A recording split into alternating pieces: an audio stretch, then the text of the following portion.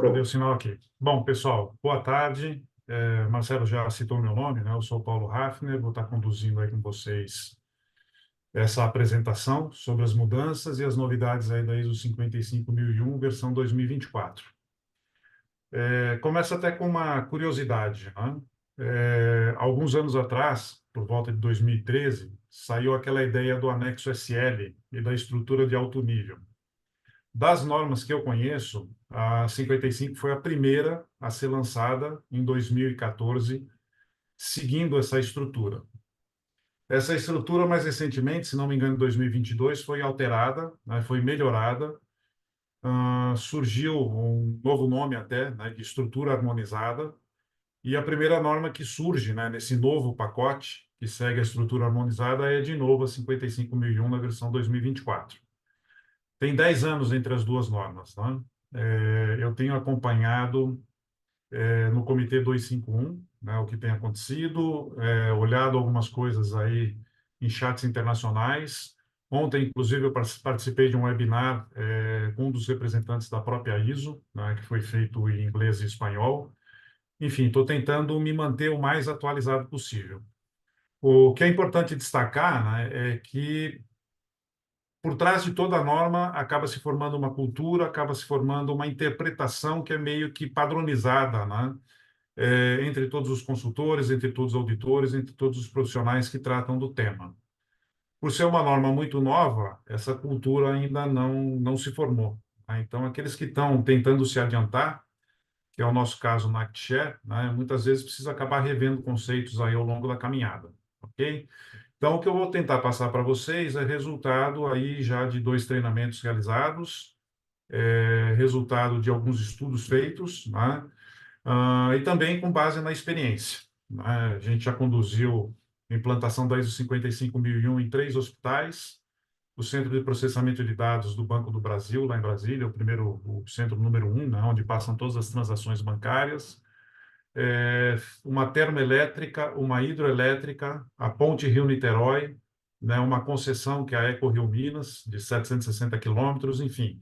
São vários os projetos aí que a gente já realizou, né, e que permitiu que a gente aprofundasse o conceito e também a forma de implantação. Bastante interessante que a gente teve a oportunidade, né, de ter os clientes auditados por 4 certificadoras nacionais diferentes, importantes certificadoras nacionais, e por uma certificadora também de grande porte, mas cujo auditor auditou em nome da unidade da Índia, né? E aí teve uma interpretação até um pouco diferente. Eu sempre respeito muito, né, e tenho muito carinho quando consigo participar, né, das auditorias com os auditores de certificadora, porque são profissionais que têm uma visão muito grande, né? Inclusive o aprendizado pela própria experiência, presença em várias empresas. E essa convergência também foi bacana ao longo desses anos que a gente trabalha com a 55.001. Bom, vamos lá. Primeiro, uma rápida apresentação da ActShare. Isso deve demorar 5 minutos, não mais do que isso, tá? É uma empresa nova, né? A gente, em outubro, agora vai fazer 4 anos de existência, mas foi formada por 4 profissionais, né, com muita experiência em cargos de direção, né, em cargos de gerência. Eu sou um deles, né, o Marcelo, que está aqui com vocês, o outro, né? Temos também o Luiz Negri e, infelizmente, perdemos no primeiro ano de empresa o Giuseppe por câncer, né? Que era dos 4 sócios aí, uma pessoa com muito conhecimento, né? Com muito aporte, que agregou muito valor para a gente aí no primeiro ano. Além de nós 3 sócios, né, temos outros profissionais aí. A Carla está presente aí também, é responsável por toda a parte comercial nossa, né? Temos aí uma área já de marketing instituída, né?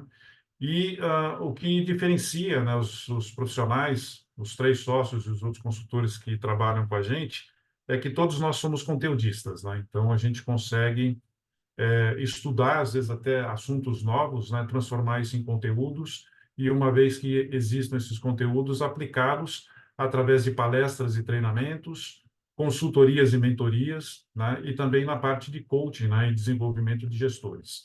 Então, essa é a forma como a gente atua aí, né? Nesses 18 anos que a gente vem trabalhando junto, né? Na empresa anterior, onde estávamos todos nós, né, e agora na ActShare. Aqui só as nossas áreas de atuação, né? A gente tem um foco muito grande na gestão do negócio, né? A gente acha que a implantação de um sistema de gestão é uma decisão estratégica da organização. Aliás, isso é citado em várias normas, né? E para apoiar a gestão de negócio, a gente pode ter sistemas de gestão da qualidade, ambiental, saúde e segurança. A gente tem trabalhado muito com o sistema de gestão de energia ISO 50001. Temos também algumas normas que estão associadas à infraestrutura, que é uma norma específica para facilities, para ativos, e o Marcelo é especialista da 17025. O nosso sócio, Luiz Negri, tem como principal produto dele, né, toda a gestão de conhecimentos aí que está relacionados à segurança da informação. Além dessas 6 normas, que são os 6 blocos mais usuais, né, a gente também trabalha com a norma de continuidade de negócio, gerenciamento de cadeia de fornecedores. Para quem não conhece, tem uma ISO, né, que é a ISO 30401, é o número 3 aí, né, que fala especificamente sobre gestão de conhecimento organizacional. Aliás, é uma norma que tem uma relação muito grande com a 55001, né, porque a 55 ela serve para fazer a gestão de ativos tangíveis e intangíveis. E o conhecimento organizacional é um tipo de ativo para algumas organizações, né? Então, a gente pode fazer essa gestão de ativos usando tanto a 55.001 como essa norma especializada nela, né, na gestão do conhecimento, que é a 30401. A gente usa muito as normas de apoio, que é a 10.015 e a 10.018, de competências, engajamento, né, coaching, mentoring, essas coisas, né? Temos também pessoas especializadas aí na parte de produtividade, Lean, WCM, Six Sigmas, né? E alguns outros sistemas aí que acabam gerando demanda, né? Na área automotiva, né, que é pilotado pelo Marcelo, que está aqui com a gente tem não só a IATF, né, mas também treinamentos e consultorias e mentorias dos Core Tools, tudo que está relacionado a VDA, CQI, né, e algumas metodologias específicas. E no canto direito aí do slide, vocês podem ver algumas outras áreas que a gente trabalha, né, que é a parte de segurança de alimentos, equipamentos médicos, que aliás já tem um treinamento programado, acho que para daqui a 15 dias, né, a gestão da qualidade por organizações de ensino, que é essa ISO 21001, né? Aeroespacial, enfim, somando aí os consultores, né, e nós sócios, a gente acaba trabalhando com toda essa gama de produtos. Bom, aqui alguns dos nossos clientes, né, que a gente acaba colocando no folder, né, você vê que embora sejam só 4 anos de empresa, né, esses são clientes que a gente trabalhou já como ActShare, tem vários outros que a gente trabalhou quando consultores e gestores da consultoria anterior, não é? Bom, a apresentação que a gente vai fazer hoje tem uma previsão aí de 90 minutos. Vocês vão ver alguns slides com muito texto, né? A ideia disso é justamente porque a gente vai ceder esses slides para vocês, né? Mas a gente não vai perder muito tempo neles, né? Até porque temos a limitação do tempo, né? E a ideia não é fazer um treinamento. No final, se tiver alguma dúvida específica, né, a gente acaba pegando um tempinho aí para esclarecimentos, tá? Para nós não tem problema nenhum, se a gente precisar ficar um pouquinho mais, né, além desses 90 minutos aí que estão previstos.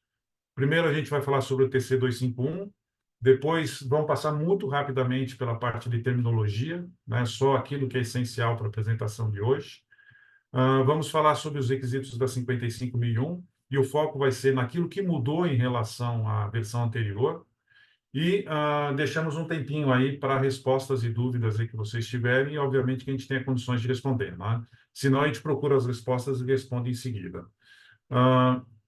Vamos emitir um certificado, para isso a gente pede, né, que vocês entrem aí pelo privado, né, acessando o Marcelo, coloquem aí o nome e completo de vocês, tal qual vocês querem que saia escrito no certificado, né? E o e-mail para a gente poder encaminhar aí para vocês os slides e o próprio certificado. É isso, né, Marcelo? Não, é isso aí mesmo, só para poder reforçar. Por favor, turma, não coloca os seus dados pessoais em aberto, né? Direciona para mim, tá? Por favor, preciso do seu nome completo e o seu e-mail para que a gente possa encaminhar, tá? O próprio certificado aí também, tá bom? Beleza. Vamos lá. Primeiro, a gente sabe que a ISO é uma organização internacional de normalização, ela está dividida em comitês técnicos, né? Cada comitê técnico trata de um determinado tema, que a ISO chama de disciplina, e quem trata da disciplina gestão de ativos é o TC 251. Se vocês acessarem, né, é só dar um Google, vocês conseguem ver os documentos, né, as cartas que o TC251 tem apresentado aí para o mercado, né? E basicamente lá tem uma coleção, né, já do que vem aí de grandes novidades e grandes mudanças. A gente usou isso como base para apresentação também, tá? Então vamos passar rapidamente, acho que são 2 ou 3 slides aí na mensagem do próprio comitê, né? Saiu uma nova edição de 2024, né, da ISO 55000, final zero, que é a norma de terminologia, e também saiu a da 55001, né? Isso reflete a evolução da disciplina Gestão de Ativos, né, desde 2004. Basicamente, há uma intenção de se incluir um foco mais forte nos resultados, né, fazer com que o sistema de gestão de ativos e os próprios ativos agreguem mais resultado, né, mais valor para o desempenho organizacional, né, para o cumprimento do planejamento estratégico. E há também uma reformulação aí dos benefícios, né, inerentes aí a uma boa gestão de ativos. Como principal mudança, né, o próprio comitê acaba citando, né, a evolução dos princípios de gestão de ativos, né, em relação a 55 final zero, a gente vê que novos princípios foram adicionados. A gente tem também aí a introdução de resultados esperados, né? Ampliação dos benefícios como um todo, isso aparece não só na 55 final zero, como também na 55 final 1, né? Dentro das intenções que estão aí nas cláusulas da norma. Também a possibilidade de uma integração dos sistemas de gestão de ativos com os outros sistemas de gestão, e a gente tem textos, né, dentro da 55.001 que acabam fazendo essa provocação. E a introdução do conceito de maturidade. Aqui vale a pena dar uma paradinha, né, porque a 55.001 é uma das metodologias da gestão de ativos.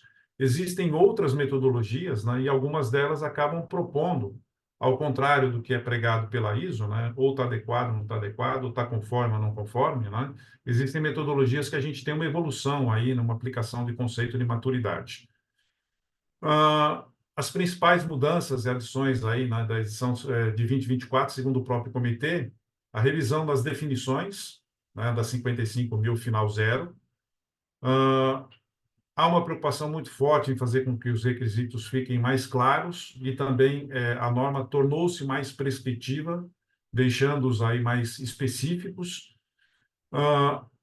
Maior foco, uma grande preocupação que a gente enxerga fazendo a leitura da norma, principalmente quando a gente compara a versão de 2014 a de 2024, né? Essa preocupação com a realização de valor, e a gente vê que tem uma cláusula, a 4.5, que bate muito forte nisso. Essa é uma grande novidade até para quem conhece as outras normas ISO, né? Espero até que sejam aproveitadas, esse conceito seja aproveitado pelos outros comitês. O pensamento baseado em riscos e oportunidades é reforçado. Gerenciamento de dados e conhecimentos, né? Existe uma cláusula agora específica para dados e informações e uma segunda cláusula para gestão de conhecimentos. E há uma melhoria, né, no conteúdo como um todo, visando facilitar aí a compreensão não só do que a gente deve atender, né, mas que a gente possa também meditar, né, trabalhar um pouco, aí chegar na intenção aí de cada uma das cláusulas. Essa norma continua atendendo a estrutura harmonizada ou estrutura de alto nível, como a gente conhece, né? Então, ela é totalmente compatível com as outras normas de sistemas de gestão. Bom, vamos começar agora a parte 2, né? A parte de terminologia, visão geral e princípios, né? Como eu disse para vocês, aquela coisa que está mais voltada para essa própria apresentação, né? O primeiro conhecimento que a gente precisa ter é que o ativo, né, é tudo aquilo que traz valor para a organização. Né? O ativo pode ser tangível, pode ser intangível. Né? Para nós, por exemplo, da ActShare, né, que é uma empresa que acaba vendendo conhecimento de formas diversas, né? Talvez o conhecimento seja o nosso principal ativo. Né? Se a gente pensar numa indústria, talvez as máquinas e os equipamentos sejam o principal ativo. Se a gente pensar num centro de processamento de dados, talvez os servidores, né? Toda a parte de armazenamento de dados acabe se tornando aí o principal ativo. Então, cada organização pode definir isso de forma diferente. Um segundo termo é o tipo de ativo. Se vocês olharem a figura, né, a gente vê em azul, né, que o tipo de ativo é um agrupamento de ativos. Aqui vale destacar, né, a norma pede para que seja feita uma avaliação de riscos dos ativos, né, o nível que a gente de detalhamento que a gente vai fazer essa avaliação depende da complexidade, depende do tipo de organização.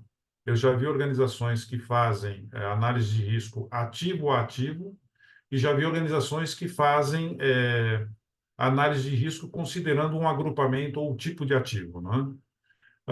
E depois vem o conceito de portfólio de ativos, que é a junção disso tudo, né? Usando aí o conceito do verdinho, do portfólio de ativos, a gente pula para uma figura, que é a figura que está na própria norma, né? Então, a gente olhando do maior para o menor, né, a gente vê que existe a gestão da organização.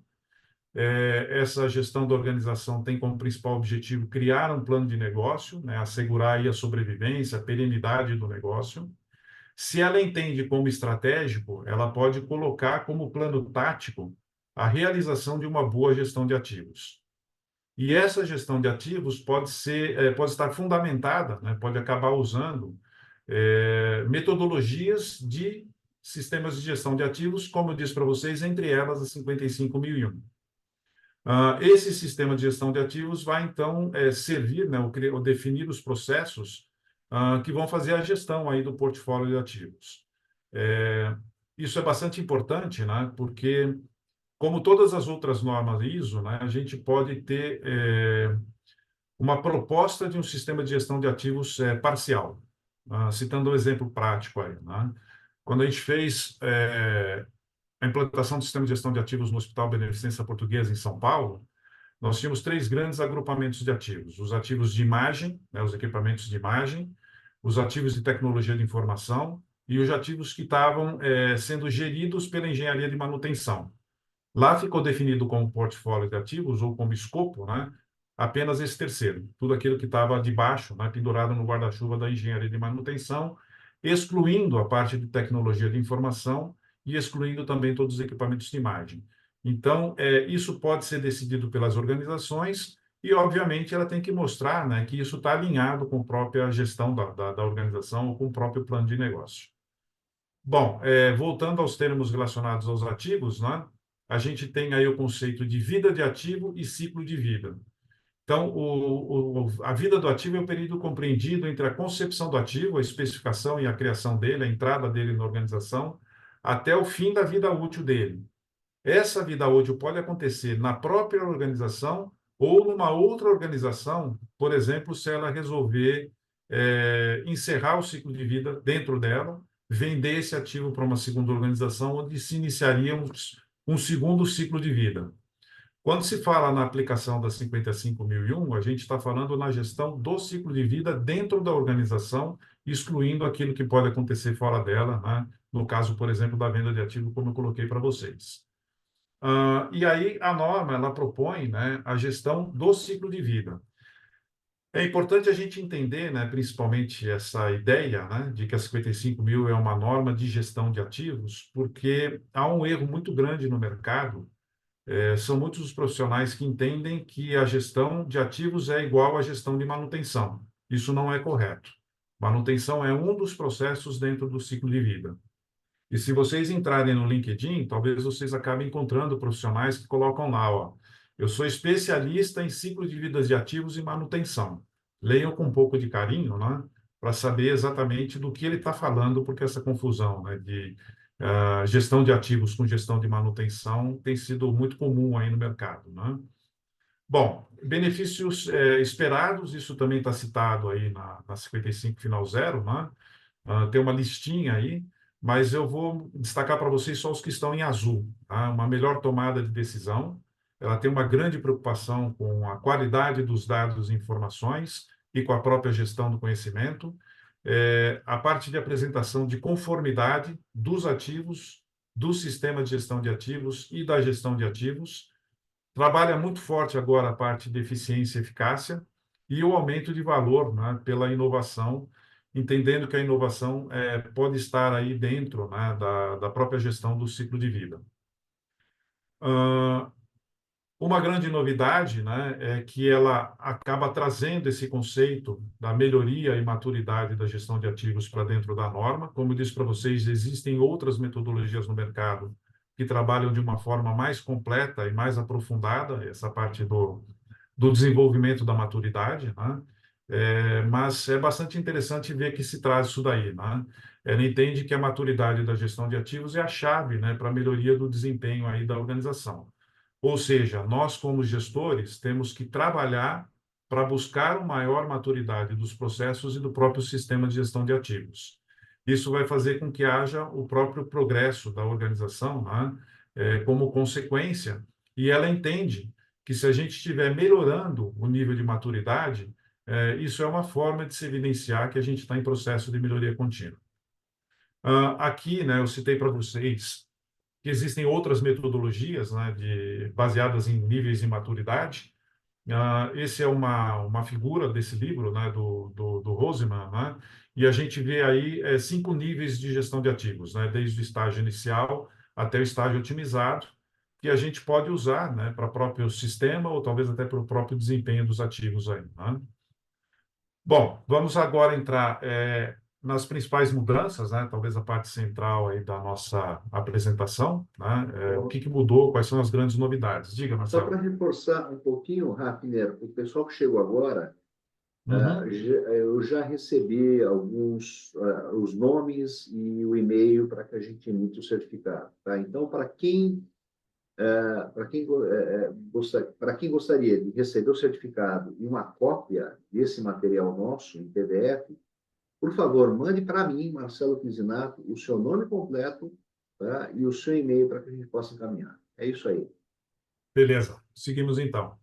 Vamos falar então um pouquinho sobre a norma de requisitos, né? Que é a ISO 55001.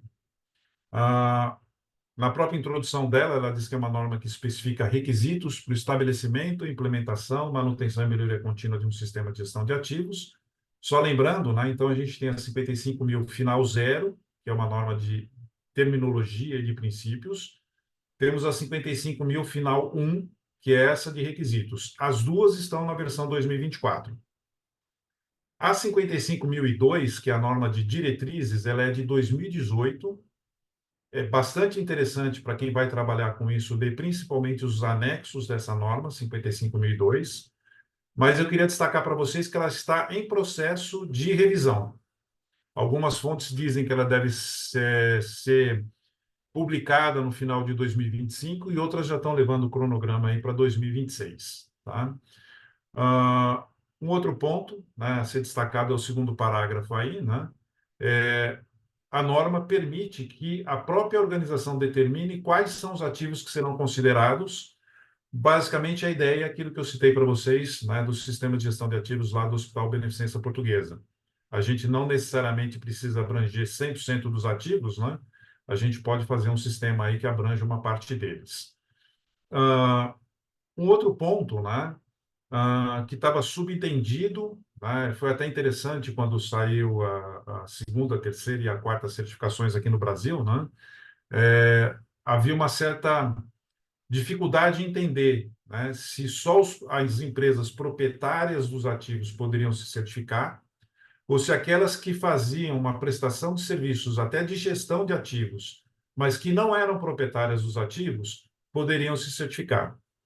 Ah, a norma ela conseguiu colocar agora, né, de uma forma bastante clara, que tanto as organizações proprietárias dos ativos, quanto aquelas que estão envolvidas nas entregas das atividades de gestão de ativos, ainda aquelas que avaliam a capacidade, ambas, né, as 3 condições poderiam se buscar certificação. O projeto que a gente fez no Centro de Processamento de Dados do Banco do Brasil, lá em Brasília, né, tinha como objetivo fazer a certificação do Banco do Brasil em 55.001. Infelizmente, isso acabou não dando certo, né, por causa de ter que fazer concorrência, licitações públicas, enfim, toda aquela legislação que obriga isso, né? E aí a empresa contratada, né, que hoje se chama Jacopoire, né, ela acabou usando a própria implantação do sistema de gestão para ela se certificar, né? Ela tinha lá 70 funcionários, toda a parte de gestão de ativos era terceirizada com ela, né? E tinha lá 3, 4 engenheiros do Banco do Brasil que acabavam monitorando, né, o que essa empresa estava fazendo. Então, foi possível naquela época fazer a certificação dessa empresa, mesmo com o fato dos ativos pertencerem ao Banco do Brasil e não a ela. e agora fica claro, né, na norma que isso é possível. Ah, vamos lá, agora vamos dar uma passada rápida sessão a sessão, né? Na seção 4, as cláusulas 4.1, 4.2, 4.3 praticamente não tem nada de impactante. Se a gente pode citar alguma coisa, no 4.1 tinha um texto que falava sobre um documento chamado Plano Estratégico de Gestão de Ativos, ou em inglês Strategic Asset Management Plan, o pessoal chama aí popularmente no mercado do SAMP, né? Já não tem mais nada sobre o SAMP, e aí eu já até adianto para vocês, né? Todo o texto que estava espalhado na norma, na versão de 2014, que falava sobre o SAMP, foi deletado e foi criado na versão de 2024 um único item onde está tudo, tudo que está relacionado ao SAMP está dentro dele, que é o 621, tá? Bom, então 4.1, 4.2, 4.3, o mesmo conceito que a gente vê nas outras normas ISO, pequenas diferenças de texto, mas basicamente a mesma coisa. Na 4.4, o texto praticamente não mudou, né, mas eu botei aí que foi revisado por causa de uma outra cláusula, que é 8.1, já mostro um slide para vocês falando sobre isso. E aí vem, talvez, o item mais nobre, mais legal, mas eu diria o seguinte: se a gente tivesse numa guerra para adaptar de uma norma para outra, essa aí é a bomba atômica. A 4.5 fala sobre a existência de um framework para tomada de decisão. A gente já explica isso aí para vocês. Bom, na cláusula 8.1, né, que é, para quem conhece as normas ISO, né, normalmente o título dela é controle operacional, né, planejamento e controle operacional. Na versão nova, é planejamento e controle operacional, e ela obriga no texto que sejam implementados, né, processos para a gestão do ciclo de vida de ativos. É interessante, né? Para mim até não fazia muito sentido se falar ou se reforçar isso daí, né? Mas muito provavelmente o comitê deve ter tido feedback das certificadoras, dos usuários de norma, né? De que existiam empresas se certificando sem ter claramente, né, ah, uma apresentação de quais eram os processos relacionados ao ciclo de vida. Essa figura que vocês estão vendo é exatamente a figura onde estão determinados os processos do Hospital Beneficência Portuguesa. Tá? Então, a gente vê aí que existem dois processos de gestão, gestão do negócio e a gestão estratégica dos ativos. Temos processos de suporte aí em roxo, né, que tem lá a parte de TI, a parte de RH, comunicação, mas eu queria chamar a atenção de vocês aí para o que está em azul, né? São processos que são mapeados, cada um deles tem um mapa de processos, obviamente, né? Mas a gente tem aí especificação, aquisição, apoio operacional, manutenção e o gerenciamento, que seria a cabeça pensante. É o processo que define se chegou ao fim do ciclo de vida do ativo ou não, se está na hora de substituir, se fazer um retrofit, se vender, enfim, esse processo de gerenciamento operacional é o que cuida disso daí, né? Ah, na parte da cláusula 4.5, que eu chamei agora há pouco de bomba atômica, né? Ela está subdividida em três, né, subcláusulas, e é requerido que a organização crie um framework para tomada de decisão. O que a 55 final zero fala aí? Né? Que o framework é uma estrutura de processos e especificações destinadas a apoiar um atendimento de uma tarefa específica. Talvez essa definição a gente encontre aí num dicionário qualquer. Né? Eu acho que o importante está exatamente na nota 1, né, que é exatamente o que a norma precisa, né, o que a gente tem que atender. Tem que ter um framework para tomar decisão. E esse framework precisa definir e determinar o que a empresa entende como sendo entrega de valor dos ativos e do sistema de gestão de ativos. E a partir do momento que ela define o que é valor, ela precisa definir quais são os critérios que vão ser utilizados para a tomada de decisão em cada uma das fases, do gerenciamento do sistema e do gerenciamento do ciclo de vida. Tá? Então, essa é a ideia aí, né, que a gente vê agora na norma final 1. Né? O que ela pede aí? Olha, a organização tem que estabelecer e aplicar um framework para tomada de decisões. Esse framework ela tem que demonstrar que está apropriado, né, para o tipo, para o tamanho, para a complexidade da organização. Nesse framework, ela tem que determinar o valor, né, que a organização pretende obter dos ativos e do sistema e definir os critérios para a tomada de decisão. Seguindo aí no texto que fala sobre o framework, né, ao estabelecer e aplicar esse framework, ela tem que considerar o contexto da organização, que é o 4.1, partes interessadas, que é o 4.2, o escopo, que é o 4.3, e tudo aquilo que está sendo feito, né, de metodologia de gerenciamento de riscos e oportunidades, que continua, para quem conhece a norma ISO, dentro da cláusula 6.1. Seguindo, né, no 4.2, ela fala sobre critérios. E aí ela diz o seguinte: ao definir os critérios de tomada de decisão, devem ser considerados, né, os impactos, né, que possam existir, não só no presente, mas na linha do tempo. E essa é uma preocupação e uma diferença que existe entre essa versão e a versão anterior, né? Inclusive, na própria parte que fala sobre análise de contexto, né, ela fala de contexto atual e futuro.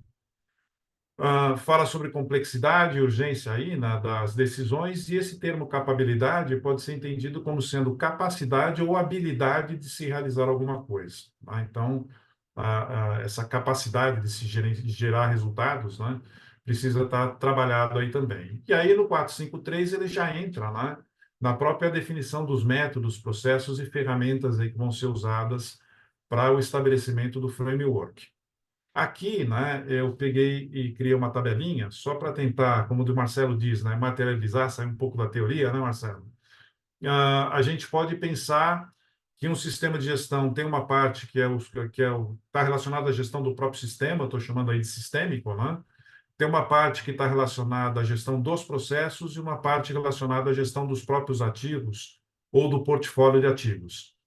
Então, rapidamente, sem pensar muito, né, eu só coloquei para exemplificar, né, o que uma organização típica poderia esperar, né, de valor. Em relação ao sistema, uma contribuição para o plano do negócio, né, e o próprio atendimento aos objetivos que foram determinados para o sistema de gestão de ativos. Em relação aos processos, que esses processos contribuam para os resultados do sistema de gestão e para os próprios resultados da organização. Para ativos, eu coloquei dois, né? Existem vários outros, né? Poderia ser a otimização do ciclo de vida e a melhoria de desempenho dos ativos. E aí, eu coloquei os objetos que poderiam ser usados aí dentro do processo de tomada de decisão, né? As decisões que são tomadas na análise de contexto, as decisões que são tomadas a partir da identificação das partes interessadas pertinentes, né? E as necessidades e expectativas que são críticas, toda a parte de gerenciamento de riscos e oportunidades associados aí ao sistema, né? A mesma coisa a gente vê na linha de baixo, relacionada aos processos, as decisões que a gente toma, né, de como vai ser a abordagem por processos, qual vai ser a complexidade e o nível de detalhamento dos processos que compõem o ciclo de vida. Então, tudo isso poderia ser tomado aí como pontos, né, momentos de decisão aí. E na parte de gestão de ativos, a gente tem aí análise de riscos relacionada ao portfólio de ativos, resultados de desempenho do ativo, retorno de investimento, trazendo aí talvez uma contribuição das áreas financeiras. Eu acabei de ver uma empresa, né, que ela tem como critério de decisão que se o custo de manutenção do ativo for superior a 50% do custo de aquisição do ativo, ela toma a decisão de trocar o ativo. Então, isso, por exemplo, seria um ponto que poderia ser considerado aí nesse framework de tomada de decisão. Então, opa, tem até o errozinho aí de um S a mais. Então, embora a norma ISO 55002 de 2018 esteja em processo de revisão, eu recomendo fortemente para vocês que estão estudando essa norma, né, que vocês leiam o anexo da 55002. Ela é uma norma que se antecipou ao que viria em 2014. Então, nas diretrizes, a gente vê lá uma boa fundamentação, né, e uma boa explicação até da intenção de cada norma, né, da 55.001 da versão 2024, que é essa que a gente está apresentando para vocês. Com relação à seção 5, eu não vou despender tempo aí, né, não existe nada de novo, nada de impactante, nada relevante, né? E na seção 6, aí sim, há uma reformulação bem grande, né? Ela foi revisada, foi ampliada, ela está mais prescritiva, né? E eu chamo a atenção de vocês aí para a cláusula 6.3. Para quem trabalha com sistema integrado de gestão, né? Essa cláusula 6.3 só existe hoje na 9001, não tem nas outras normas, né?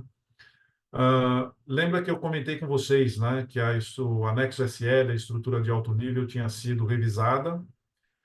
Surgiu agora um documento base, né, que é chamado de estrutura harmonizada, e nessa revisão, nessa segunda versão da estrutura de alto nível, já aparece essa cláusula 6.3, talvez um aprendizado aí que vem dos sistemas de gestão da qualidade. Na cláusula 6.1, se a gente for ver, esse é o texto padrão que vem do anexo SL, é o mesmo texto que a gente vê, por exemplo, numa 14, numa 9, numa 45, né? Eu chamo a atenção de vocês só para essa cláusula A, que fala assegurar os ativos, a gestão de ativos e o sistema de gestão de ativos.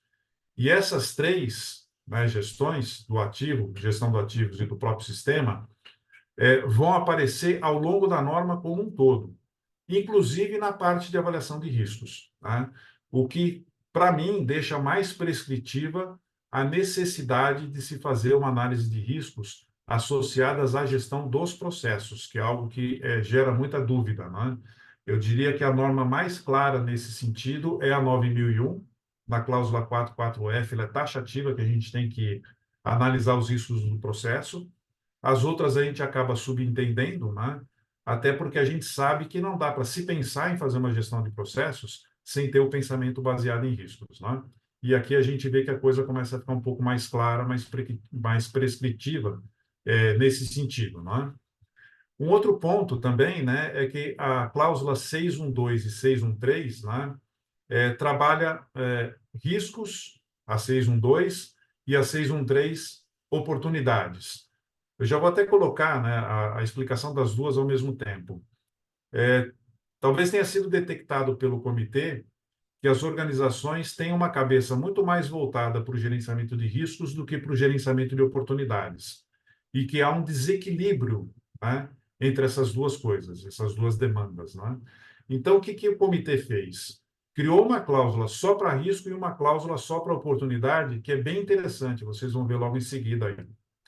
Na parte da cláusula de tratamento de riscos, né, a gente vê basicamente um ciclo aí de gerenciamento de riscos, né? Eu identifico, eu analiso, eu quantifico os riscos, né, comparo isso contra um padrão de aceitação e determino a criticidade, e aí eu vou buscar alternativas de decisão, né? Aceitar o risco da forma como ele está, mitigar o risco, de repente aceitar o risco e ter um plano de contingência caso a severidade seja muito alta.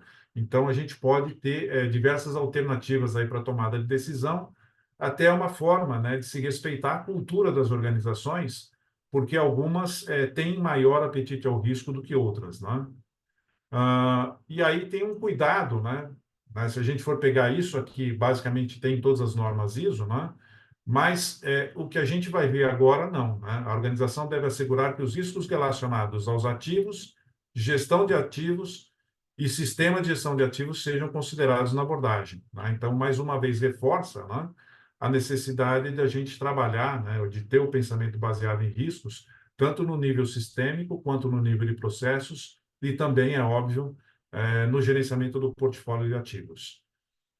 E aqui é aquilo que eu falei para vocês, né? Tem uma cláusula agora destacada que fala sobre oportunidades, e olha só que interessante o texto dela, né? A organização tem que estabelecer um processo para gerenciamento de oportunidades, né? Então, ela fala aí, olha, tem que identificar, reunir, coletar e capturar oportunidades, decidir, né, ter um critério de decisão de quais são as oportunidades atrativas e quais são as não atrativas que não precisariam ser trabalhadas, como ela vai tratar essas oportunidades que ela considerou como atrativas, como ela vai integrar, né, a gestão dessas oportunidades ou o benefício, os resultados do aproveitamento dessa oportunidade nos processos de negócio e como se avalia a eficácia dessas ações.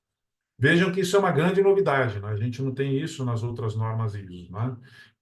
E aí faltou só, talvez, mais um pouquinho, né, de sal aí para a comida ficar mais gostosa, né? Se fosse ações para tratamento de oportunidades e inovações, tá? Então, a coisa ficaria mais interessante, né? Mas a gente pode colocar inovação aí dentro do rol de oportunidades.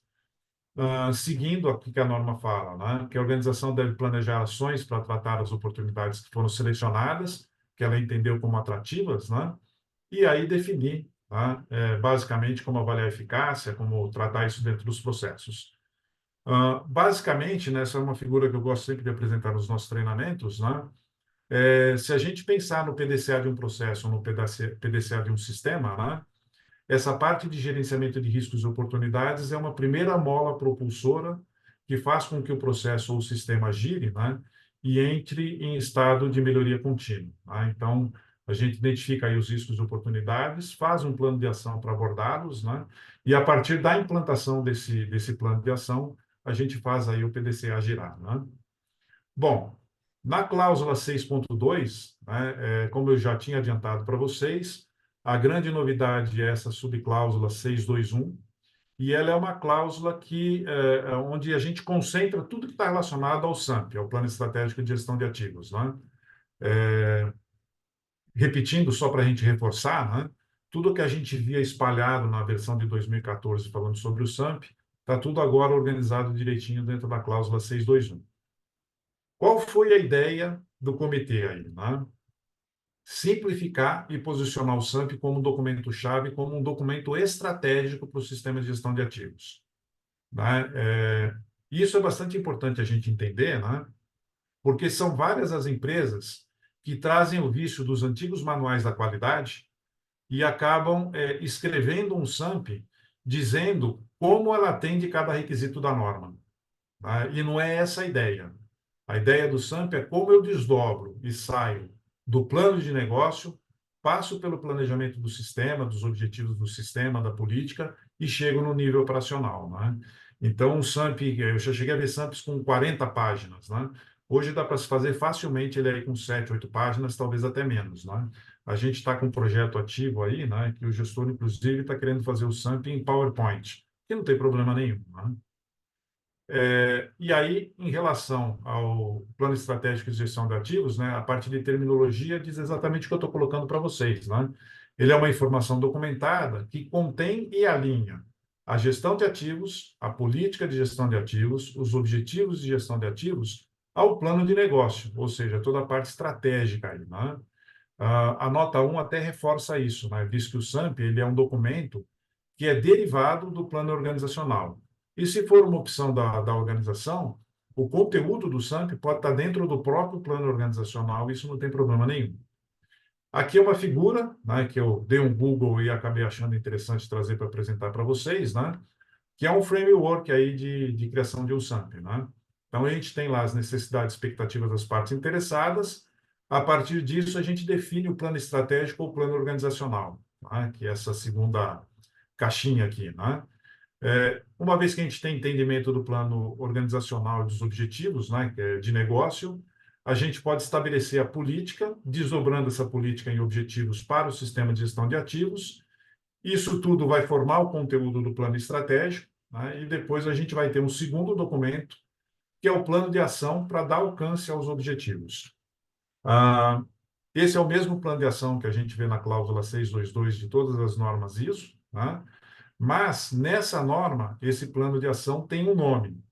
Ele chama de AMP, né? O pessoal chama de SAMP e AMP, né? Basicamente, a gente vê aqui, né? O SAMP é o documento como a gente converte os objetivos organizacionais em objetivos e no próprio desenrolar aí da gestão de ativos, né? E o AMP, que é o Plano de Gestão de Ativos, ele é aquele documento, né, 622 de todas as normas ISO, aqui só vai estar na 623, porque entrou uma cláusula nova, né, que fala sobre o SAMP, então deslocou a cláusula 621, que virou 622, e a cláusula 622, que virou cláusula 623 agora, né? Mas basicamente é o plano de ação onde a gente determina como que a gente vai atingir proativamente os objetivos aí que a gente definiu para o sistema, né? Bom, bem rapidamente, né, como eu disse para vocês, a ideia não é fazer a interpretação dos requisitos, isso a gente deixa com treinamento, né? A organização tem que desenvolver um SAMP, né? E esse SAMP pode ter uma série de conteúdos, né? Precisa ter uma série de conteúdos para atender o que a norma coloca, né? Deve conter as estratégias e as abordagens, né? Deve ser consistente com a política de gestão de ativos, ele tem que incluir aquele framework de tomada de decisões que está lá no 4.5, ele precisa incluir quais são os objetivos, né? E qual é a abordagem utilizada para o alcance desses objetivos, que é o AMP, que eu acabei de citar, né? Ele precisa definir quais são as capacidades necessárias, e aqui a gente vê uma preocupação nessa versão de 2024, né? No seguinte sentido, para que as organizações não façam um planejamento de ações sem ter certeza de que tem os recursos, né, que tem as habilidades necessárias para o atendimento a esses objetivos. Então, a norma acaba trazendo esse conceito aí, né?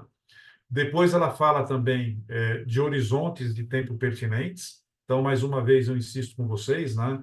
É uma norma que ela vai além de olhar a fotografia, ela é uma norma que fala para a gente olhar o filme, né? Que a gente consiga planejar um pouco do futuro, né? Dentro do horizonte aí razoável, né? Ela fala também em plano de contingências, né? E fala em abordagens, né? Para melhorar a própria gestão de ativos aí. Seguindo nessa cláusula, né, você vê que ela fala do alinhamento entre o plano estratégico de gestão de ativos e o planejamento financeiro, né, o orçamento e qualquer provisionamento de recursos, né, justamente na preocupação de que o SAMP não seja um documento teórico, né, mas que seja um documento exequível, né. Além disso, que ele seja mantido aí como informação documentada, seja analisado criticamente aí de tempos em tempos, né, para que ele possa estar sempre atualizado, né, e compatível com o momento que a organização está vivendo, tá? Bom, na cláusula 622, que é uma cláusula comum aí a várias normas ISO, né, a gente tem aí um texto que traz maior clareza, né, quanto à necessidade de engajamento na alta direção, né, no gerenciamento dos objetivos, né?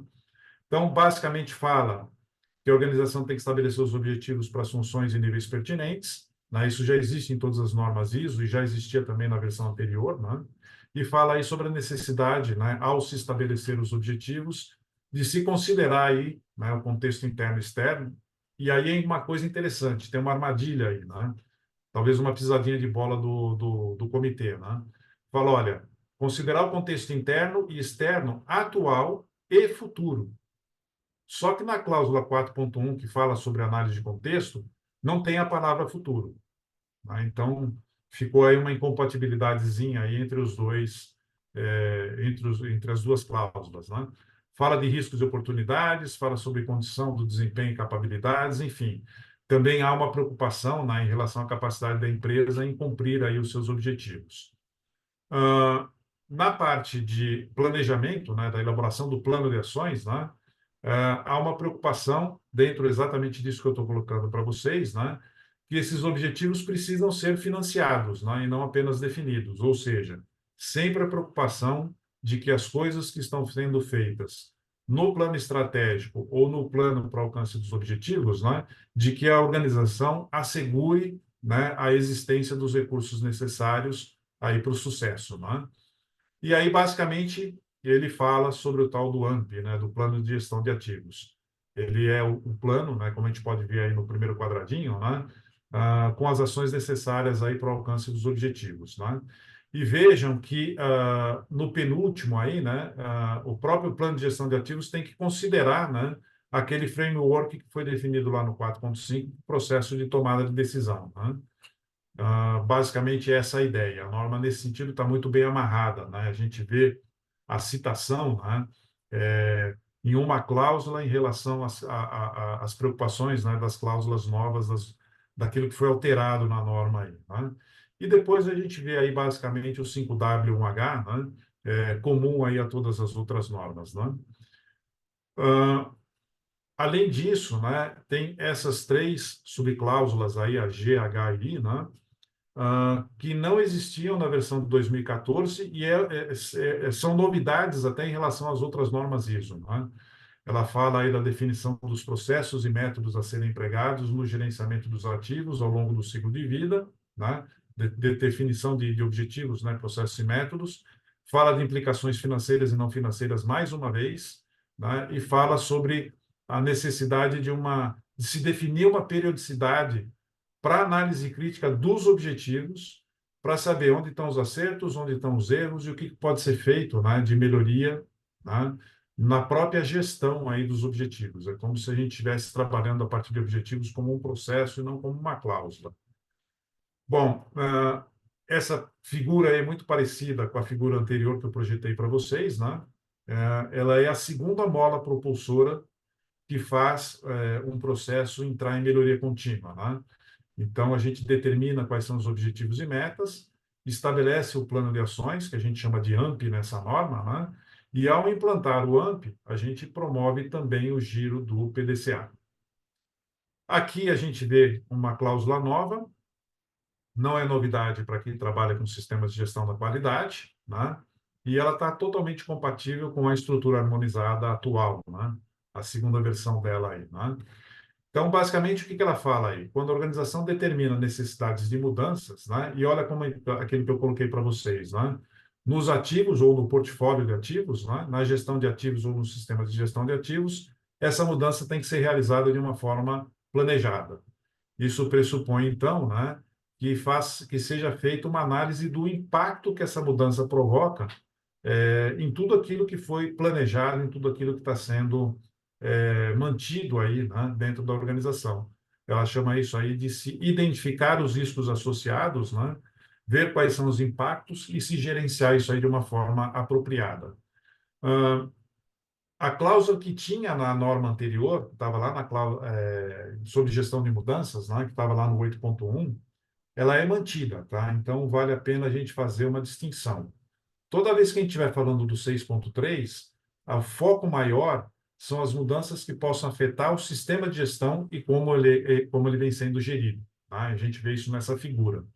A gente tem os dois PDCAs que eu citei para vocês, né? O PDCA que faz a melhoria do processo a partir dos riscos e oportunidades e plano de ações, lado esquerdo, e também a partir de objetivos e metas e o planejamento das ações para alcançá-los, que é o tal do AMP, lado direito. Fazer o gerenciamento de mudanças, o que que é? É analisar qual é o impacto que essas mudanças trazem no giro dos dois PDCAs. Ou seja, qual é o impacto em riscos e oportunidades e no planejamento de ações para abordá-los, e qual o impacto nos objetivos e metas e no planejamento de ações para alcançá-los. Né? Então, basicamente, essa é a ideia aí do gerenciamento de mudanças. Né?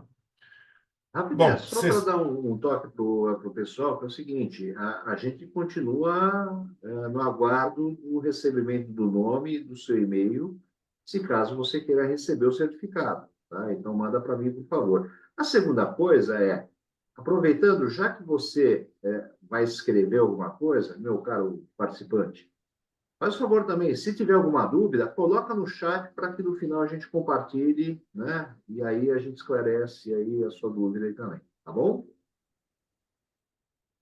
beleza. Seguindo, então. Seção 7 é a seção de apoio, suporte, né? Ela é uma seção que tem grandes modificações aí, né? Chama atenção para as três cláusulas. 7.2, que fala sobre competência, é uma cláusula que foi ampliada. Imagino que isso vai trazer problema para o pessoal de RH. Tá? Já há uma dificuldade muito grande em avaliação de eficácia. Vocês vão ver o que vem aí para frente agora. Na 7.6, existe uma cláusula com a preocupação de dados e informações, uma cláusula nova. Lembrando, né, que informações pode ser definida como um conjunto de dados que já foi trabalhado, né, e que permite a gente fazer análise e chegar a conclusões, né? Enquanto que os dados poderiam ser, por exemplo, números mais puros, né, sem tanto, sem serem trabalhados, né? E tem uma norma, uma cláusula que vai falar sobre gestão de conhecimento. Para quem é da 9001, essa cláusula corresponde a 716, né? Mas ela é mais prescritiva e mais detalhada do que a cláusula que a gente vê lá na norma da qualidade. Vou dar uma passadinha rápida por elas, né? No 7.2 há uma nova importante obrigação, né? Já vou direto nela aqui para vocês, é o texto que está em azul. Então, o que está em preto, isso já existia na versão anterior e tem em todas as outras normas isso, tá? Agora, olha o que está colocado aí no D de dado aí, né? Realizar uma avaliação de competência com frequência apropriada para validar, né, a competência, se a competência requerida, né, continua sendo atendida, né, e revisar periodicamente a cláusula E, né, a necessidade de se atualizar os requisitos de competência. Então, veja que essas duas, né, subcláusulas aí trazem um pouco mais de dinamismo para o processo de RH. Não basta mais agora a gente dar um treinamento, avaliar a eficácia, dizer, ó, legal, o treinamento foi eficaz. Será que um ano e 2 anos depois, esses conhecimentos continuam sendo praticados e continuam gerando os resultados necessários? Tá? Então, a gente precisa fazer uma avaliação numa base continuada. Para as empresas que têm o processo de avaliação de desempenho, isso talvez até seja uma forma de dar atendimento, né? Mas para aquelas empresas cujo RH para na avaliação da eficácia do treinamento ou de qualquer outra ação para provisionamento de conhecimento e acabou, né, já encerrou o ciclo, deixa o resto na mão do gestor, né, talvez o processo de RH tenha que ser revisto e tenha que ser ampliado também para dar atendimento a isso.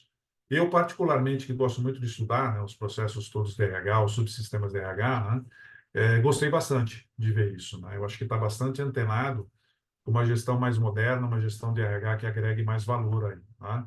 Então, para quem está habituado com sistemas de gestão, né, seja da 55.001 da versão anterior, ou até sistemas integrados, né, muito cuidado com essas duas cláusulas, porque ela traz um impacto aí significativo, né, no processo de gente de gestão ou de gerenciamento de recursos humanos.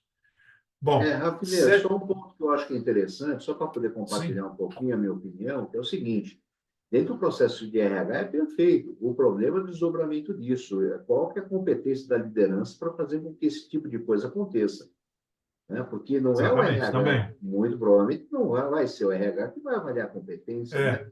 É, É a é, liderança, né? sim, sim. Não, quando eu citei processo de RH, eu não quis É, falar sobre a área de RH, tá? essa Quando eu falo processo de RH, eu estou envolvendo todas as lideranças aí também. Você tem razão, Marcelo. Obrigado aí coisa linda, é isso pelo aí, toque, se eu não fui muito claro, né?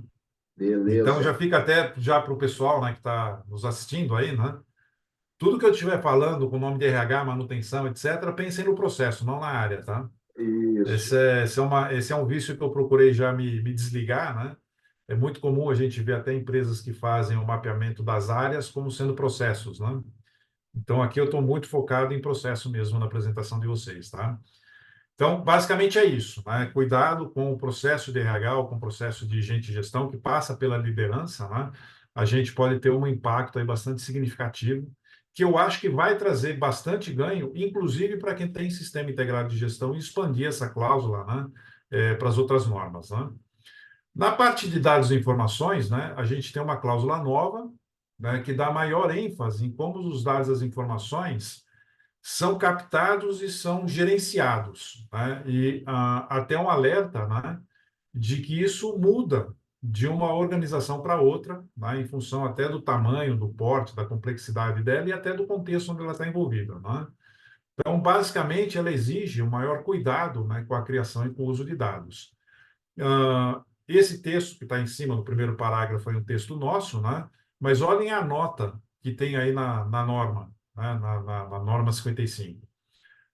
As atividades de gestão de ativos para as quais os dados e informações que podem ser relevantes incluem uso de dados para tomada de decisão, para gerenciamento de riscos, para atendimento a requisitos legais, enfim, tem toda uma preocupação com a qualidade dos dados que estão sendo usados para a tomada de decisão. Né? Então, essa ideia de saber exatamente qual é o valor, de ter um framework para tomada de decisão, ter dados e informações completos, não ambíguos, não conflitantes, para que o processo de tomada de decisão seja muito bem embasado, isso é uma preocupação que a gente vê ao longo da norma como um todo. Talvez com isso, acho que isso que eu acabei de colocar para vocês seria o raciocínio para dizer o que mudou, né, em termos de intenção dessa versão para a versão anterior. E aí, o que ela fala? Né? Determinar os dados e as informações necessárias, e ela fala de ter um plano para coleta, para integração desses dados, né? Para melhoria da qualidade dos dados, para o compartilhamento dos dados e das informações, né? O processo de gestão desses dados e informações é realizado. Então, veja que é uma coisa que dá maior profundidade, né, do que aquilo que a gente está habituado na gestão, né, dos outros sistemas de qualidade, meio ambiente, etc. Né? Talvez isso só seja um pouco óbvio, né, para quem trabalha com a norma de gestão de energia, né, a ISO 50001, que é uma norma que se diferencia das outras justamente por fazer com que as pessoas tenham que demonstrar a rastreabilidade de todos os dados de uso e consumo de energia, né, que elas possuem. E aqui a gente tem que ter essa preocupação também, eu acho que no nível que a gente vê na 50.001, né? De onde vieram os dados, né? Mostra para mim qual é a rastreabilidade disso, né? Porque se os seus dados não forem bons, o framework não vai ser eficaz, o framework não sendo eficaz, a gente não tem capacidade de agregar valor para o negócio, né? Acho que é bem por aí, né? E aí vem a cláusula, que é nova, né? É uma cláusula que é bastante interessante, né? Que eu vejo até uma certa dificuldade para as empresas implementarem. Hoje tem uma coisa muito, assim, é o meu sentimento, tá, pessoal? É a minha experiência. Eu posso até estar muito errado no que eu vou colocar agora. Existe uma cláusula de gestão de conhecimento, aqui a 716, na 9001. Para quem quer ir além disso, né, lembrando que existe uma norma que pode certificar um sistema de gestão de conhecimentos, que é a ISO 30401. Mas o que eu tenho visto no mercado?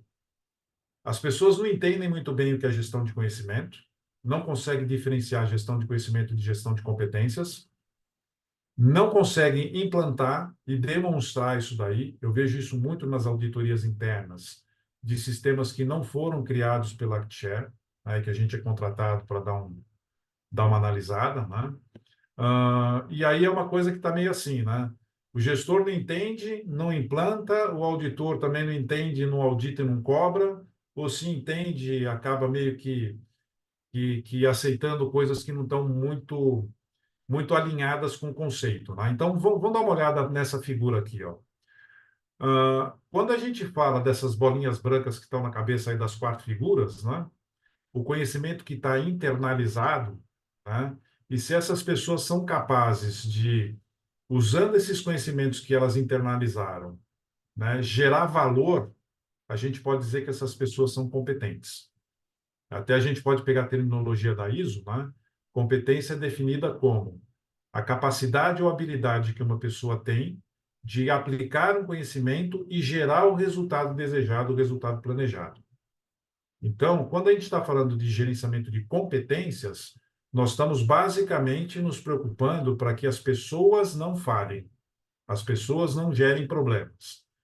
Quando a gente fala em gestão de conhecimento, a gente está falando da gestão de um ativo, tá? A gente está falando da gestão de um recurso da organização, que é essa nuvem que está pairando aí pela organização. Então, até quando a gente tira o conhecimento das pessoas, que a gente chama de conhecimento tácito, e transforma isso num conhecimento explícito, que fica disponível para a organização, aí sim a gente está falando de gestão de conhecimentos. Tá? Então, toda vez que vocês pensarem em gestão de conhecimentos, entendam que a gente tem que entender conhecimento como um ativo, como um recurso. E que a gente tem que, inclusive, analisar o risco que a organização tem da perda de um determinado conhecimento. Tá? Olhem como é muito. Para quem conhece a 9001, olhem como esse comitê foi muito mais feliz, né, ao escrever essa cláusula.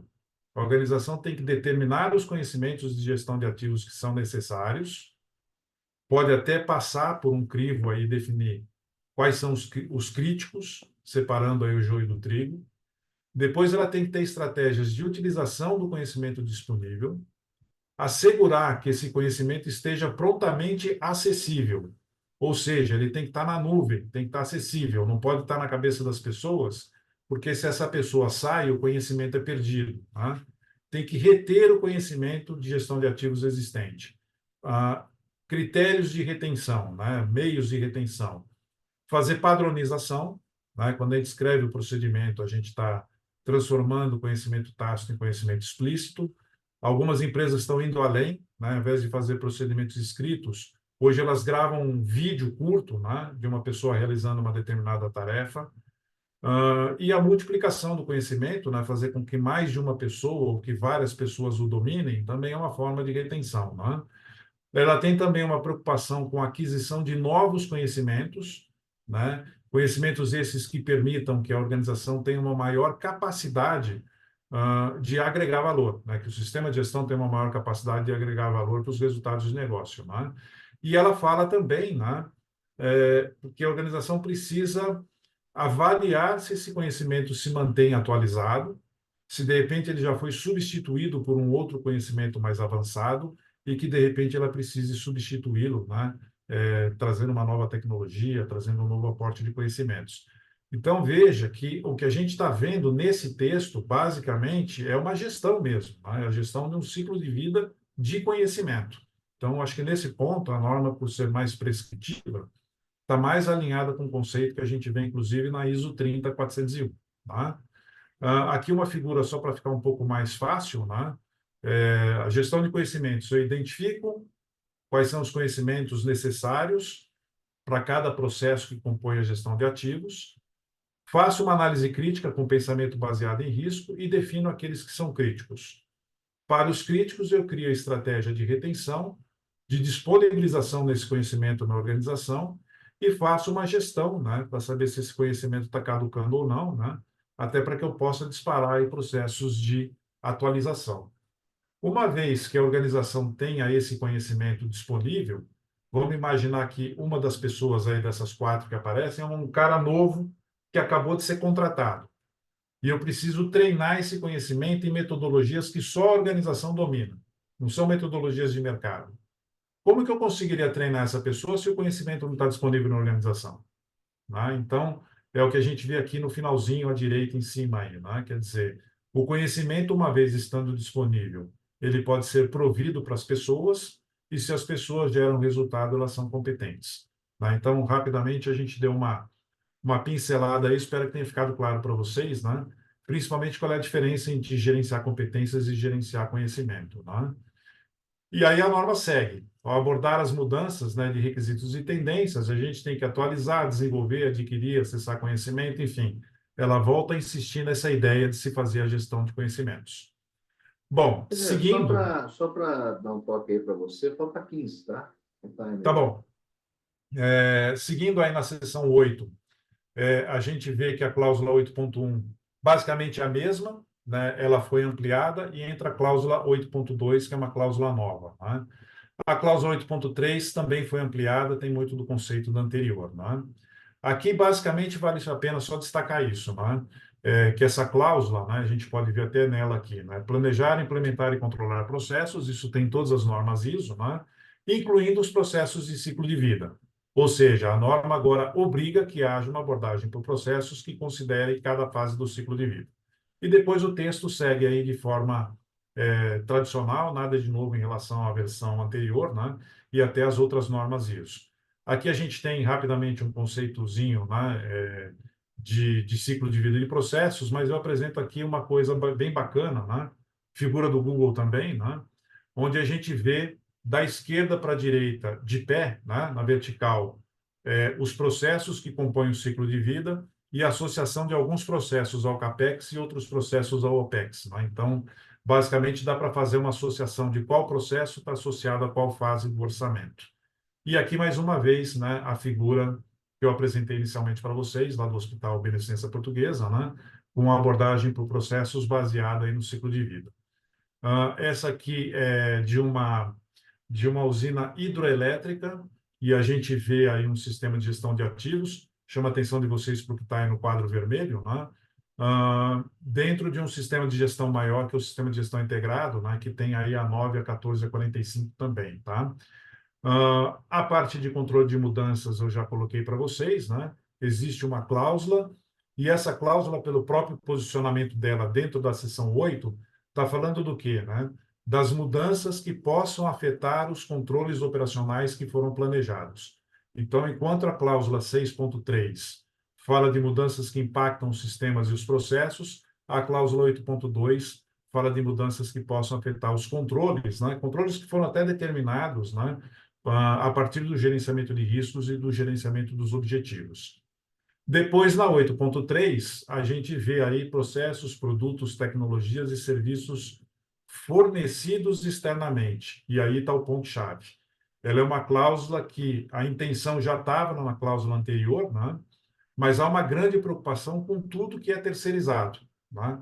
E ela fala, olha, se você tem processos, se você tem produtos, se você tem tecnologia, se você tem serviços que são feitos por provedores externos, né?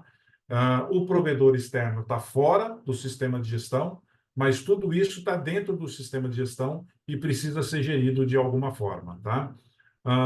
Aqui, basicamente, a cláusula C é uma cláusula que já tinha na versão anterior, mas ela está melhor escrita. Né? Quer dizer, se eu tenho, por exemplo, uma indústria, por qualquer questão eu resolvo fazer o gerenciamento dos meus compressores com a Atlas Copco, que é uma empresa especializada, Vamos imaginar que a Atrascópico resolva cancelar o contrato. Como eu trabalho a gestão de conhecimentos, né, nessa interface com a Atrascópico? Se ela for embora, eu consigo tocar o sistema ou eu perco esse conhecimento organizacional? Né? Então, tem uma relação entre essa cláusula 8.3 e a própria cláusula de gestão de conhecimentos. Na seção 9 não tem nada de novo, né? Só tem aqui uma modificação, né? Se vocês olharem o 9.1, monitoramento, avaliação, análise e quantificação. Justamente traz aquela ideia, aquele conceito que eu passei para vocês, né, de uma preocupação com dados e informações, né, nada de relevante em relação a isso. E aí, para a gente finalizar, né, tem esse novo conceito de ação preditiva, que não tem em nenhuma norma, e não entendam isso como manutenção preditiva. Tem alguma coisa a ver, mas não tem nada a ver. Vamos tentar trabalhar isso aí rapidinho, né? É uma cláusula nova, né? Basicamente, a gente pode trabalhar com os conceitos, né? Ação corretiva, acho que todos vocês já sabem, né? Uma ação para eliminar as causas de uma não conformidade que já aconteceu. Então, nós estamos falando de uma causa real e a gente vai evitar que aconteça de novo. A ação preventiva é uma ação que vai eliminar uma causa potencial. O que tem de comum entre essas duas coisas aí, ação corretiva e ação preventiva? Em ambas, a gente altera o processo. Ou altera o processo para que o problema não aconteça de novo, ou altera o processo para que o problema não aconteça a primeira vez. Isso diferencia a ação preventiva da ação preditiva. A ação preditiva é aquela que prediz um comportamento futuro. Então, você trabalha dados e informações, né, tendências, e fala, olha, isso pode acontecer. Até aí, a gente não fez nenhuma alteração no processo, nenhuma melhoria. Então, a ação preditiva, a característica dela é o seguinte: ela traz dados e informações para o nosso processo de decisão, mas ela não altera o processo. A partir de uma ação preditiva, a gente pode fazer uma ação preventiva. E aí, a ação preventiva, de fato, a gente vai fazer a melhoria do processo. Então, a gente vê aí na própria nota, né? Ações preditivas apoiam decisões da gestão de ativos. Né? Ela é uma precursora, né? Ela não é algo que vai fazer com que os processos se alterem. E aí eu peguei duas figurinhas aí de dicionário, né? Preditivo está relacionado com a predição, com a ação de afirmar antecipadamente o que poderá ocorrer. Até aí eu não fiz nada, não mudei processo nenhum. A partir disso, eu vou julgar se o risco é alto ou não. Sendo o risco alto, aí eu vou partir para a prevenção. Conjunto de atividades e medidas que eu realizo alguma alteração no processo, né, para que eu evite alguma coisa que eu identifiquei como sendo possível na ação preditiva. A norma, né, de terminologia traz exemplos aqui, ó. Vou pegar só o primeiro. Tenho investimentos na bolsa, estou fazendo uma análise do mercado de ações, imagino que a minha ação vai despencar, até aí eu estou fazendo uma ação preditiva. Se eu vendo antecipadamente, eu estou me prevenindo, né, de ter um prejuízo, e essa é a relação entre as duas coisas. A ação preditiva, então, né, fala sobre estabelecer processos para predizer a necessidade de decisão, como eu coloquei para vocês. Né? Ela fala sobre ocorrências, impactos, né, tanto de não conformidades quanto oportunidades de melhoria, etc. Né? E ela fala também, né, sobre a gente definir qual é o momento mais adequado para a intervenção. Como que a gente faz essa intervenção? Através da ação preventiva, como eu acabei de colocar. Né? Então, basicamente, é essa a ideia que eu queria trazer para vocês, né? Vocês podem ver que a cláusula é um pouco mais longa, né? Mas, basicamente, acho que o conceito eu acabei passando para vocês. Então, a gente começa aí na parte 4, né? Não sei se o Marcelo captou alguma dúvida, alguma coisa que vocês queiram aprofundar. Para nós Opa! não tem problema de horário, né? Tá mais preocupação com as 15h30, que foi o compromisso que a gente fez com vocês. Legal, Paulo. Deixa eu. Bom, com relação à dúvida, o nosso amigo Pedro, né? O Pedro mandou aqui, Paulo, quando você recomendaria a certificação da 55.001 versus a 41.001? Gestão de facility, né? Gestão de facility, é. Na realidade, assim, a 55.001, ela está mais focada no gerenciamento dos ativos e do ciclo de vida dos ativos. Então, quando a gente faz a abordagem de processos, a gente está preocupado em otimizar o ciclo de vida dos ativos, fazer com que eles agreguem mais valor para a organização, mais valor para o negócio. Quando a gente fala do gerenciamento de facilities, né, ou da gestão de facilities, a gente está trabalhando com outros processos que podem incluir também, né, um bom gerenciamento de ativos.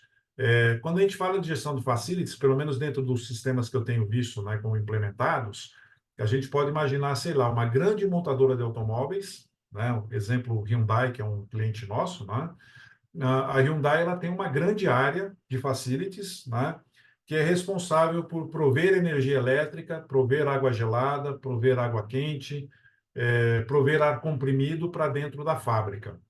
Então, a gestão de facilities ela está muito associada a isso, né? A gente entender o que que uma determinada organização precisa em termos de aporte. Citei só um exemplo, né? Facilities pode ir um pouco além disso, né? E como é feita essa gestão, né? Então, as duas têm alguma coisa em comum, né? Mas são focos diferentes, né? Uma está mais na preservação dos ativos e a outra está mais focada nos serviços que são prestados para dentro da organização. Não sei se eu consegui me fazer claro, Pedro. O Rafner, ele tem outra pergunta aqui, cara. Vamos Normalmente, as lá. organizações estão demorando quanto tempo para migrar o sistema de gestão para a nova versão? Bom, é a norma nova, ela é de julho, né? Ah, o próprio Comitê 251, pelo menos eu não consegui encontrar em lugar nenhum, não definiu o período de transição. Imagino que o período de transição deva ser de 2 anos. O que que significa isso, pessoal? Que durante 2024 para 2025 e para 2026, até julho de 2026, portanto, né, as duas normas vão conviver concomitantemente. Uma empresa pode ser certificada na versão antiga, mas o certificado vai ficar limitado a essa data final da transição, né? E a partir disso ela vai ser obrigada a migrar para a versão nova. Uh, eu não posso te dizer, Pedro, exatamente em relação a 55.001, mas aí com 27 anos já de consultoria e já tendo passado por várias alterações aí de versões de norma, né? Um sistema bem construído de 55.001, eu acredito que de 6 meses a um ano é possível fazer uma migração e trazer maior robustez.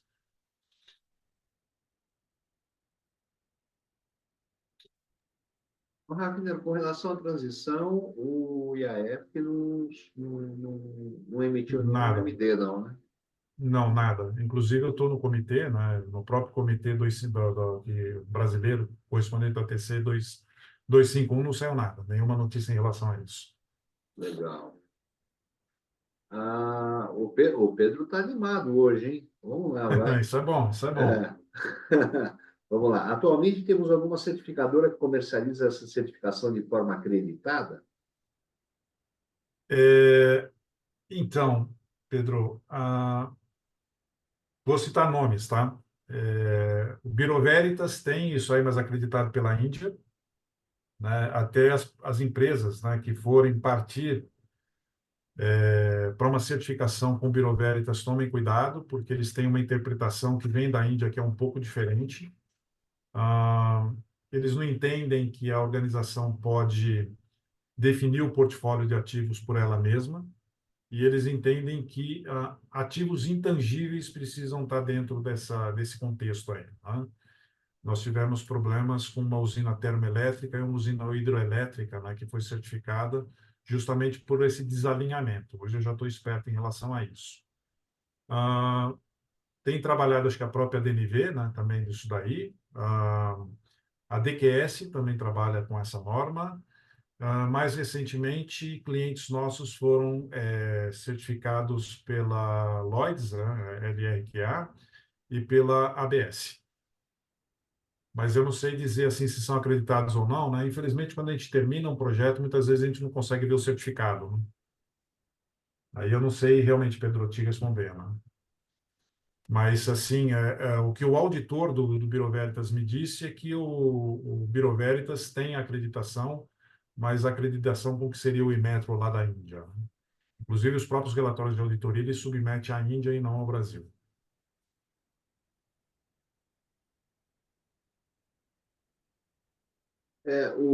Deixa eu só falar uma coisa também, que é o Acho que seguinte, né? O, mais recente, a BNT e a Fundação Vanzolini entraram nesse mercado, né? Que é um mercado que está se tornando bastante interessante. São muito poucas as empresas certificadas aqui no Brasil em 55, né? Mas as novas concessões, principalmente as federais, né? Tem sido feito parte do contrato, um documento que eles chamam de PER, né? A certificação da 55.001. Então, são várias as concessionárias de rodovia que estão partindo para sistemas de gestão. E é um Rapidez, sistema muito complexo de se implantar. Rapidez, só um toque aí também, o próprio Fernando da ABS também, ele está colocando aqui, ele colocou aqui que a ABS, né, também é acreditado pela ANAP, tá? É isso aí, é Só isso para aí. pegar o link aí. Né? Ah, O tem uma Fernando, a gente pergunta. teve uma interfacezinha, né, numa das certificações. A ABS fez um trabalho bem bacana, né? O auditor acabou, eu acho que agregando bastante valor aí com o cliente que a gente tem em comum. Um abraço aí, Rapidez, Fernando, para você também. Diga. o pessoal está perguntando aqui o seguinte, meu, se a ActiShare, se a ActiShare ali, treinamento e consultoria, a gente faz auditoria também. Auditorias internas, sim. Tá, Auditorias internas e de segunda parte a gente pode fazer. tá ok. Beleza. Então tá bom. Aliás, Mas, é interessante, né, até destacar, Marcelo, tem muitas empresas que não têm um budget, né, que não têm um orçamento que permita contratar um projeto, né, com uma consultoria. A gente pode dar o treinamento, fazer um diagnóstico inicial, colocar um planejamento de ações, né? A partir desse planejamento de ações, a empresa pode tentar voar sozinha, e se ela achar que a gente agrega valor, a gente pode fazer auditoria interna antes do processo de certificação. que ela pergunta também se a consultoria aborda alinhamento com outras normas já certificadas também, né, da empresa aí. Sim, eu acho que esse é até um ponto forte nosso, né? Particularmente, né, falando agora do Paulo Hafner, se eu posso me dizer especialista em alguma coisa, é em sistema integrado de gestão, né? Eu trabalho, tenho experiência em projetos com 9 normas ISO diferentes, né? E na integração entre todas elas, né? A gente tem, inclusive, treinamentos, né, já em sistemas integrados, né, Marcelo? A gente tem treinamentos com 3, 4 e 5 normas que são interpretadas ao mesmo tempo. É verdade. Bom, mais alguma pergunta, pessoal? Mais alguma dúvida? Rafineira, eu acho que a gente está on time, né? Acho que é isso. Isso aí. Bom, 15h31. É que eu dei uma puladinha nos últimos slides, pessoal, mas nada assim relevante. O material vai ser passado para vocês. Hum. Fica o convite, caso vocês queiram se aprofundar. A gente tem o treinamento já da 55.001 na versão 2024. Já temos projetos em andamento dentro dessa versão, no grupo CCR. Né? É até bacana e vale, estou até citando como um elogio, né? Eles fizeram a certificação na versão anterior o ano passado e nos contrataram para aproveitar até a ideia da nova norma, né? E fazer uma melhoria no sistema que eles desenharam, até ajudando na integração desse sistema com a parte de qualidade, meio ambiente, saúde e segurança viária, que é a ISO 39001. Rafineira, acho que é isso aí. Bom, eu gostaria de agradecer aí não só você, né, Rafineira, mas o pessoal que participou aí, ficou até agora também, tá? É isso aí. Muito obrigado, pessoal, aí pela Maravilha, muito paciência. obrigado aí. Espero ter contribuído aí um pouquinho para vocês. Legal.